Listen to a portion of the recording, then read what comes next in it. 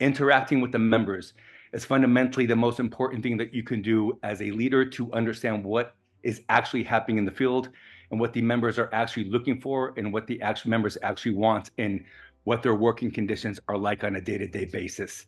The beauty of it is we're trying to find ways to improve and become better. This isn't some world where we're trying to pull the wool over your eyes and you have two people like Mick and Rich who are obviously running together, who are obviously trying to get the other person elected. You have two people saying, we are challenging our membership. Elect both of us because we know that we'll be able to push this union together as an actual team.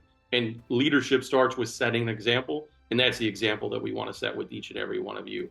We believe in building and not tearing down. So it'll give us an opportunity to show right out of the gate that what we say is what we do. We will bring this union back together, but we can start right now. No executive orders in place, we'll be going to a full-term negotiation. If we had executive orders in place, I think this is where this question plays perfectly. Imagine this. We have executive orders in place. We attempt to open a contract and have rights stripped away from us, not being able to negotiate permissive subjects of bargaining, which are at the agency's election, which is your schedule and your annual leave. If that was the case right now, we had lost. So losing our rights could have drastically changed what this fatigue mitigation looked like. He should have had the upper hand on this administrator because he's been around longer. He should have been able to usher that relationship and make sure that we were all protected. We're not afraid of establishing those relationships. We have credibility built in our established relationships all throughout the FAA, and we'll make sure that NACA members' rights are protected and we're not imposed on. People will tell you what they'll do for you in 2026 or tell you that we want to kick something until 2029.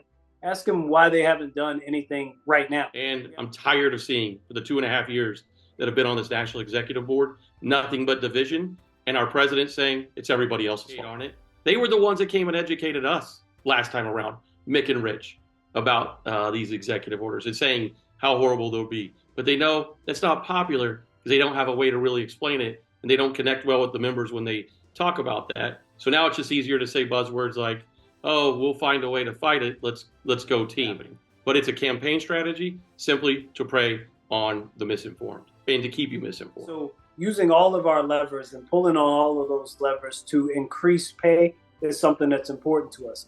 Looking at things like Saturday premium pays, taking the opportunity to see, can we just have a general controller incentive pay? Prior to the Green Book, there was a 4% pay for controllers that maintain currency, right? The premiums and differentials and things such as that can be moved through MOU without even going to a contract table.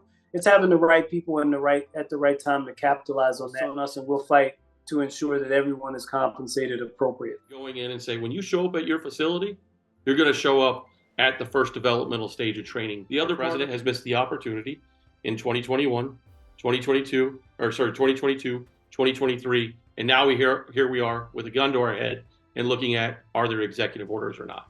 So it's not a matter of Jamal and I just want to extend, not even close. We're looking for every opportunity to get to the table. What we have to do is be smart and strategic. And as Joel perfectly articulated, not let our rights get stripped away from us by being blind and saying, oh, well, we'll go get everything we want if we just negotiate. It doesn't matter about executive orders. We didn't extend the contract. I wasn't on the National Executive Board in 2021. Nick wasn't on the Executive Board in 2021. We've never said that we want to extend the collective bargaining agreement. Yet somehow we're less informed and more disconnected than we've ever been. Right now, I think so many of our members are usually one issue away from quitting.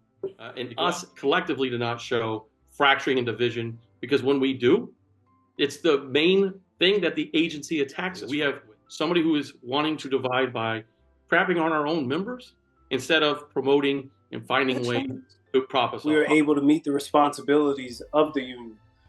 It's not a for-profit situation. This thought that we should save tons of money. We have a finite amount, and we need to put that back into our membership, be it education, holding conferences, having conventions. All of those things matter because they make us better. We did run about $1 million surplus before we entered into ATX.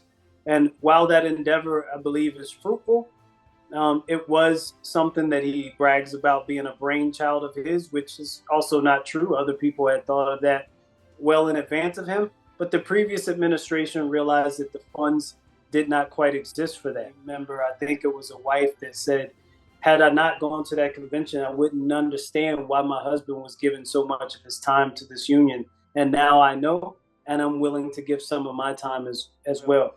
This convention allows us to be part of the larger labor movement in America. We need all of our membership dialed in, engaged, and understanding, and that includes the families. The convention business is important, and almost equally important to that convention building is building that esprit de corps and that solidarity of NAC. We are going to have to save the agency from themselves. That's the hard truth, because the agency has mismanaged their system.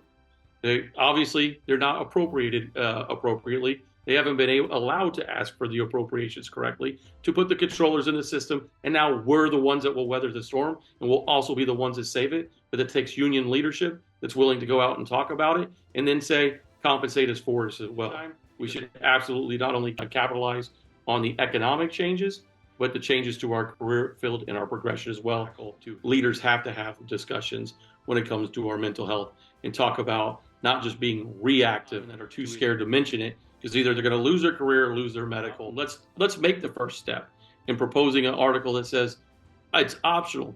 1 hour of pay period, the agency will pay you to go to EAP counseling and make sure that if you schedule it in advance, that you have the opportunity to unweight some of these emotions, not just your schedule fatiguing you, but life fatiguing you and everything that goes along with it. If it's unpopular, but it's appropriate and it's the right thing to do, that's what leaders have to lean into. But that takes an education phase, that takes an adjustment phase. It can't be done as a result of an imposition, because people's real lives are affected by that. We're going to be about honesty, integrity, being in front of you. We're not here to say we have every perfect idea. We're here to say we want to help this union stand up for itself, ensure our voice is heard, and that comes from listening to each and every one of you.